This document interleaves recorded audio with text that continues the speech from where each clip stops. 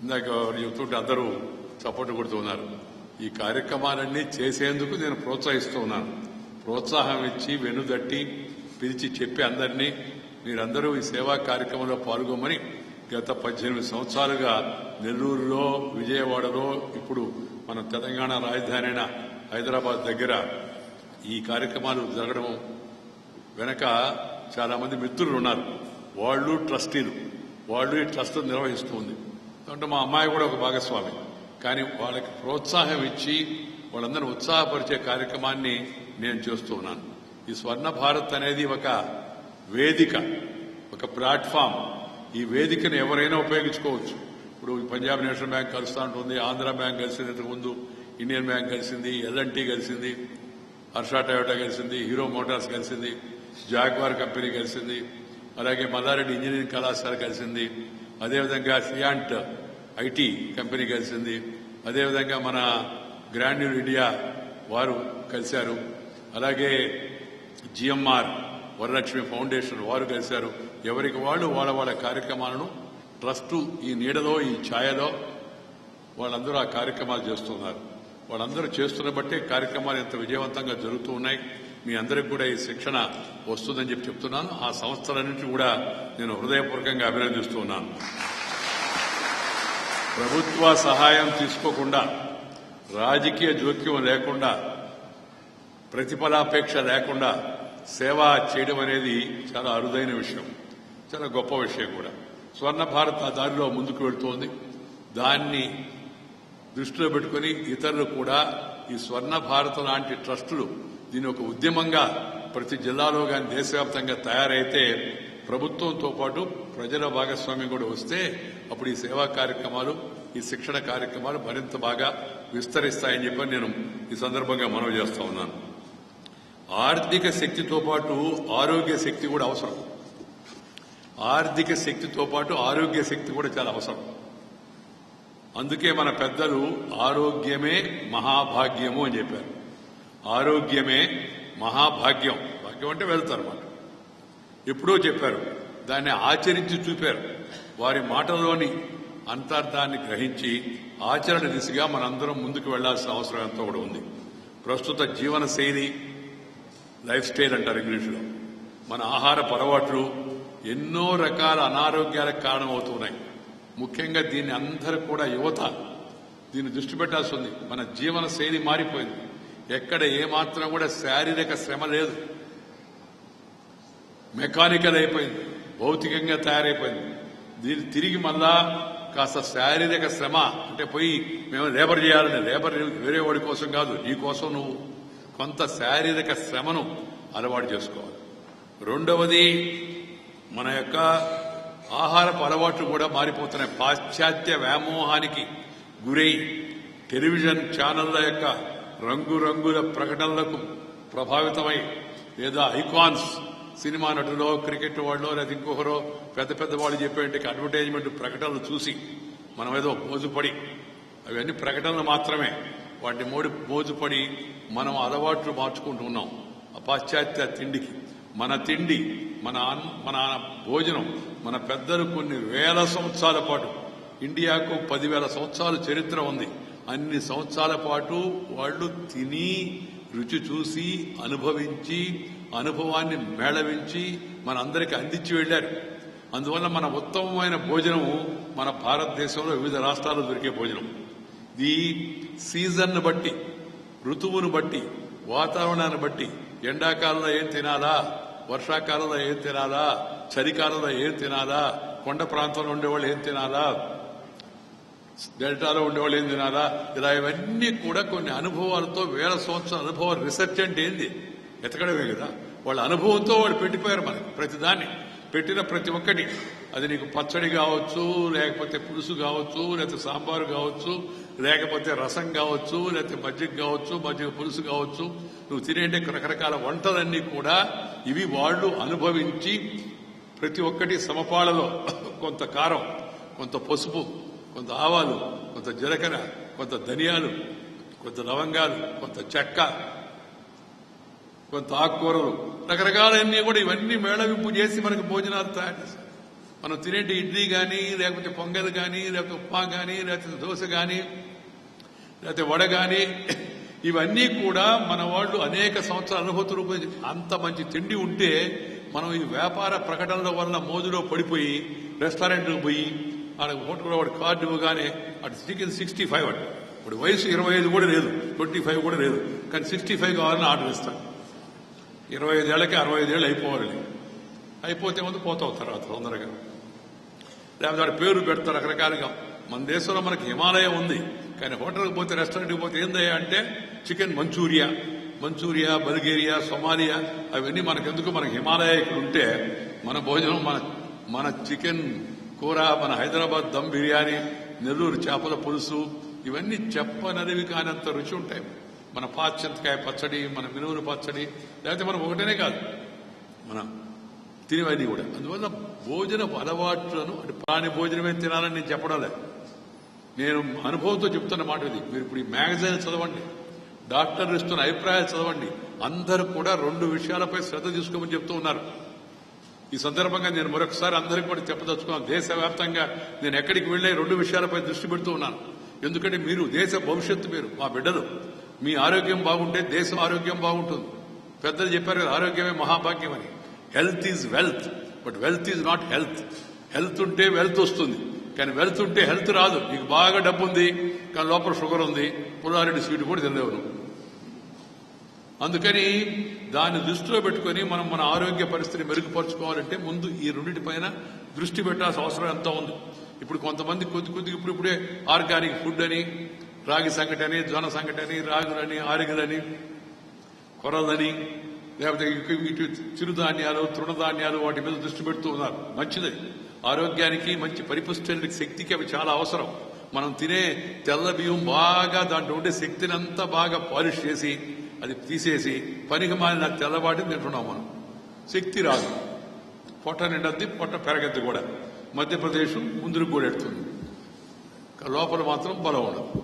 So బలం ఉండేటంటే ఆహారాన్ని తినాలి, మనం అర్థవంతమైన ఆహారాన్ని తినాలి. దీనిపైన కూడా దృష్టి పెట్టడం చాలా అవసరం అని చెప్పని మీ అందరూ కూడా మనం చేస్తున్నాం. ఈ నేపథ్యంలో సరైన జీవన శైలి, సరైన ఆహారపు అలవాట్ల ద్వారా మన ఆరోగ్యాన్నే కాదు మన ఆర్థిక పరిస్థితిని కూడా చక్కదిద్దుకోవచ్చు. అందుకే శాస్త్రీయమైన ప్రాచీనమైన మన సనాతన జీవన శైలి మీద ప్రతి ఒక్కరూ దృష్టి పెట్టాలా, ఇది నా సలహా. ఆరోగ్యవంతమైన దేశం శక్తివంతమైన దేశం అవుతుంది, కానీ శక్తివంతమైన దేశం ఆరోగ్యవంతం కూడా చెప్పలేము. ఇప్పుడు అమెరికాలో చూస్తూ ఉన్నాం మన పరిస్థితి ఎలా తయారవుతుంది. క్యాన్సర్ బాగా ప్రబలంగా ఎక్కువ అవుతుంది. ఎందుకంటే ఈ పిజ్జాలు, బర్గర్లు, store food, junk food, you must junk food. అదేమంటే ఇప్పుడు అంత కొత్తగా ఫ్యాషన్ అయిపోయింది సార్, ఇన్స్టెంట్ ఫుడ్ వచ్చిందంత. ఇన్స్టెంట్ ఫుడ్ అంటే కాన్స్టెంట్ డిసీజ్, అది గుర్తుపెట్టుకోవాలి. Instant food means constant disease, ఎప్పుడు జబ్బు ఉంటుంది. ఫుడ్ ఇన్స్టెంట్ ఎట్ అవుద్ది. ఆహారం తయారు చేయాలంటే కొంత టైం పడుతుంది కదా, వండాలి కదా, పచనం చేయాలి కదా, దాన్ని వేడి చేయాలి కదా. అవేం చేయకుండా ఆటోమేటిక్గా ఆ ప్యాకెట్ కొనుక్కొచ్చి అటొకరో పెట్టి వేడి నీళ్ళలో వేసేసి తినేద్దామంటే అది సరైన పద్ధతి కాదు. అందుకని మీ అందరికి కూడా కొంత అనుమానం రావచ్చు, ఏందిరా దేశ ఉపరాష్ట్రపతి మనం ఎలా భోంచేయాలా, మనం పొద్దున్న లేసి ఎలా వ్యవహరించాలనే విషయాలపైన చెబుతూ ఉన్నారని. ఇది చాలా అవసరం, దేశానికి అవసరం. ఇవాళ దేశం ముందుకు వెళ్తూ ఉంది, శక్తివంతంగా తయారవుతా ఉంది. ప్రధానమంత్రి గారు కొత్త ఆలోచనలు చేస్తున్నారు, ముఖ్యమంత్రులు కూడా వివిధ రాష్ట్రాల్లో కొత్త ఆలోచనలు చేస్తున్నారు. ఈ ఆలోచనలు ఆచరణలోకి రావాలంటే శక్తివంతమైన దేశం కావాలి, ఆరోగ్యవంతమైన దేశం కావాలి, ఆరోగ్యవంతమైన యువత కావాలి. 65% మన దేశంలో జనాభా యువకులు ఉన్నారు. ఆ యువకులు సరైన దారిలో పడితే దేశం ముందుకు వెళ్తుంది. మన ఆహారపు అలవాట్లు, మానసిక అలవాట్లు కూడా అందరూ కూడా ఈ టీవీ, నెట్, ఈ సెల్ ఫోను, దీని జబ్బుని చాలా వరకు తగ్గించుకోవాలి. అవసరం మేరకు మాత్రమే వాడాలి. ఎక్కువ వాడడం వలన మెదడు చెడిపోతుంది, తక్కువ వాడితే మెదడు బాగా పనిచేస్తుంది. ఎక్కువ వాడామనుకోండి మెదడు చెడిపోయింది, మనసు చెడిపోతే మనసు ఆకారం కాకుండా వికారం అయిపోద్ది, సహకారం చేయడం మానేస్తుంది, వికారమైన ఆలోచనలు వస్తాయి మనకి. అందుకే ఇప్పుడు మీరు చూస్తుంటారు అక్కడ డిప్రెషన్ వచ్చింది. ఏంటంటే డిప్రెషన్ వెధవ పనులు చేసి, వెధవ ఆలోచనలు చేసి, వెధవ సంగతులు చూసి వాడి ఆలోచనలో డిప్రెస్ అయింది. అంటే డిప్రెస్ అయ్యి పడిపోతున్నాడు. సో పడిపోదామా, పడి లేచి నిలబడి ముందుకు వెళదామా, మన చేతిలో ఉంది, మీ చేతిలో ఉంది. అందుకని మంచి ఆహారపు అలవాట్లు, మంచి శారీరక అలవాట్లు, యోగా అనేది ఒక శారీరక మానసికమైన యొక్క వ్యాయామం. యోగా మోడీ గారు చెప్పారు కాబట్టి yoga is not for Modi, it is for your body. ఈ విషయాన్ని మనందరం కూడా గుర్తుపెట్టుకోవాలి. కాబట్టి ఈ దేశాన్ని ఆరోగ్యవంతమైన దేశంగా చేయాలంటే ఆరోగ్యకరమైన ఆలోచన రావాలి. ఆలోచన రావాలంటే మంచి సాహిత్యాన్ని చదవాలి, మంచి సంగీతాన్ని వినాలి, మంచి వాతావరణంలో పెరగాలి. ప్రతి ఒక్కరూ గుర్తుపెట్టుకోవాల్సిన విషయం ఏంటంటే, ప్రతి ఒక్కరూ, నేను జీవితంలో సొంత అనుభవంతో నేను నేర్చుకున్న విషయం ఏంటంటే, ప్రతి ఒక్కరూ ప్రకృతితో కలిసి జీవించాలి. జీవించాలంటే ఏం చేయాలి సార్ అంటే, ఎండ రోజు కొద్దిసేపు ఎండలో, ఎలుతురు కాసేపు ఎలుతురులో, గాలి కాసేపు గాలికి, నీరు కాసేపు నీటితో, పచ్చదనం ఆ పచ్చిగడ్డ చూస్తే. నేను ఇందాక వచ్చి కాసేపు మన పత్రికల్లో మిత్రులు రావడం కొద్దిగా టైం పడుతుందంటే వీళ్ళు ఆ పచ్చిక బయలులో ఆ రాగి చెట్టు కింద కూర్చున్నాను. చూస్తూ ఉంటే పచ్చదనం చూస్తుంటే మనసు ఎంత సంతోషంగా ఉందో చెప్పలేదు, ఆనందంగా ఉందో చెప్పలేదు. మనసుని మంచి ఆలోచనలు తెచ్చే ప్రయత్నం చేస్తుంది. నీరు కూడా మంచి ఆలోచనలు తెప్పిస్తుంది, గాలి కూడా మంచి ఆలోచనలు తెప్పిస్తుంది. మనకి మంచి నిర్మలమైన ఆకాశం మంచి ఆలోచనలు తెప్పిస్తుంది, సూర్యరశ్మి మంచి ఆలోచనలు తెప్పిస్తుంది. ఇవన్నీ కూడా మన జీవితంలో, మన యొక్క జీవన విధానంలో ఒక భాగం కావాలని మీ అందరికీ కూడా మనం చేస్తున్నా. కేంద్ర ప్రభుత్వం, రాష్ట్ర ప్రభుత్వాలు ఆరోగ్యంపై మరింత దృష్టి పెట్టాలా, బడ్జెట్లో కేటాయింపులు ఎక్కువ చేయాలా. అలాగే ప్రైవేటు రంగంలో కూడా చాలా ప్రగతి వస్తుంది ఆరోగ్యంలో. కానీ వాళ్ళందరికీ కూడా నేను చెప్పే సలహా ఏంటంటే, నాణ్యమైన, మెరుగైన, సకాలంలో వైద్యం అందిస్తున్నారు, సంతోషం. దాంతోపాటు కాస్త సరసమైన, అందుబాటులో ఉండే వైద్యాన్ని అందిస్తే ఇంకా జనానికి మేలు జరుగుతున్న విషయాన్ని అందరూ గుర్తుపెట్టుకోవాల్సిన అవసరం ఎంతో ఉంది. ఈ ప్రభుత్వాలే కాకుండా ప్రైవేటు వైద్యశాలలో కూడా దీని విషయంలో జాగ్రత్త తీసుకోవాల్సిన అవసరం ఎంతో ఉంది. నాకు దేశంలో ఎక్కడికి వెళ్ళినా స్వర్ణ భారత్ ట్రస్టుకి ఈ సేవా కార్యక్రమాలకు వచ్చి పాల్గొంటే దాంట్లో ఉండే సంతోషం చెప్పనరివి కానిదని మీ అందరికీ కూడా మనం చేస్తా ఉన్నాం. ఇంత పెద్ద హోదాలో దేశంలో 2వ రాజ్యాంగ అధిపతిగా ఉన్నప్పటికీ కూడా గ్రామీణ ప్రాంతాలకు వచ్చి సామాన్య జనాన్ని చూసి మన శిక్షణ పొందుతున్న అమ్మాయిలు, అబ్బాయిలు వాళ్ళు చూపిస్తున్న నైపుణ్యము, వాళ్ళ అనుభవాలు అవన్నీ తెలుసుకుంటూ ఉంటే చాలా సంతోషం వస్తుంది. నేను ఇప్పుడు రాజకీయంలో కూడా లేను. ఇంతకుముందటి 24x7 24/7 పాలిటిక్స్ లో ఉండేవాడిని. ఇప్పుడు రాజకీయంలో కూడా లేను.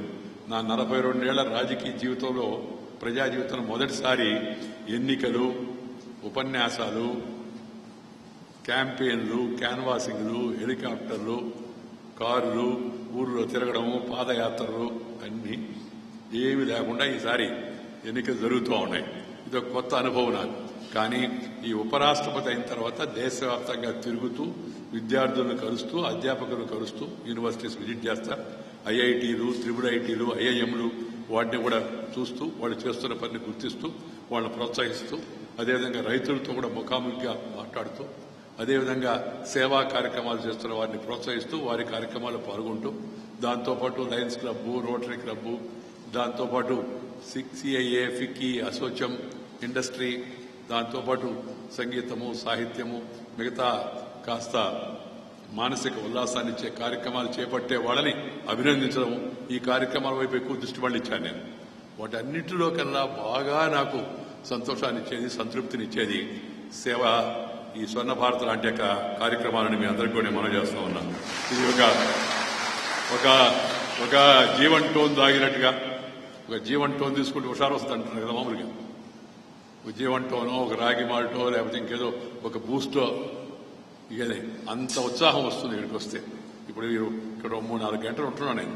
ఈ 3-4 గంటల ఉదయం నుంచి, ఉదయానందుకే 7 గంటలకే బయలుదేరి వచ్చాను.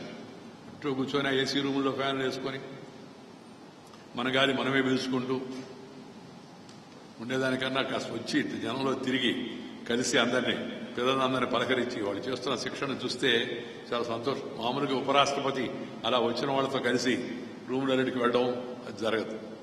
ప్రోటోకాల్లో కూడా దాన్ని అంగీకరించు. అయినప్పటికీ కూడా ప్రోటోకాల్ కాస్త పక్కన పెట్టి నేను మామూలు మనిషిలాగా ఈ ట్రస్ట్లో తిరిగితే నాకు మానసిక ఉల్లాసము, శారీరకమైన స్వస్థత కూడా చేకూరుతుందని చెప్పి మీ అందరికీ కూడా మనం చేస్తూ ఉన్నాం. ఈ వైద్య శిబిరాలు గ్రామీణ ప్రాంతాల్లో మరింత పెట్టాలి. ఎందుకంటే వైద్యం ఎక్కువగా పట్టణాలకు పరిమితం కాకూడదు. గ్రామీణ ప్రాంతాల్లో కూడా 160% జనం ఉన్నారు. పేదవాళ్ళు కూడా ఎక్కువ ఉన్నారు. వాళ్ళందరికీ సరైన సకాలంలో సరసమైన వైద్యాన్ని అందించే ప్రయత్నం చేయడం చాలా అవసరం అని చెప్పని మీ అందరికీ కూడా ఈ సందర్భంగా నేను మనవి చేస్తున్నా. మరొకసారి ప్రజలందరికీ మొబైల్ ఫోను, టీవీ, కంప్యూటరు వాటికి అతుక్కుపోయే సంస్కృతి కట్టుబడబాకండి. శరీరాన్ని కదలిక లేకుండా ఒకే దగ్గర కూర్చునేంటే అలవాటు చేసుకోబాకండి.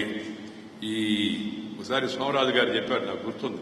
ఏమి చేయలేనోడు ఏం చేయొచ్చు అంటే మంచినీళ్ళు తాగాలనిపించింది, అమ్మా నీళ్ళుదా, సరే నీళ్లు తాగకుండా పోయి నీళ్లు తెచ్చుకొని తాగడం, ఎవడన్నా తలుపు కొడితే పోయి తలుపు తీయడం, నీకేదన్నా వస్తువు కావాలంటే పోయి ఆ వస్తువు తీసుకోవడం, ఇంకేదైనా చిన్న నీ పని నువ్వు చేసుకుంటే కూడా నీ పని నువ్వు కూడా అంటే మా పని మేము చేసుకోవడానికి కూడా అట్లా లేదు. ఎవరు చేసుకోవడానికి అందరూ వస్తే పెద్దవాళ్ళు అయితే సర్వెంట్లు లేదా ఇంకొకరి ఇంతకుముందు బెల్ కొట్టే పోయి తీసేవాళ్ళు. ఇప్పుడు అదే రిమోట్తోనే డోర్ ఓపెన్ అయిపోతుంది.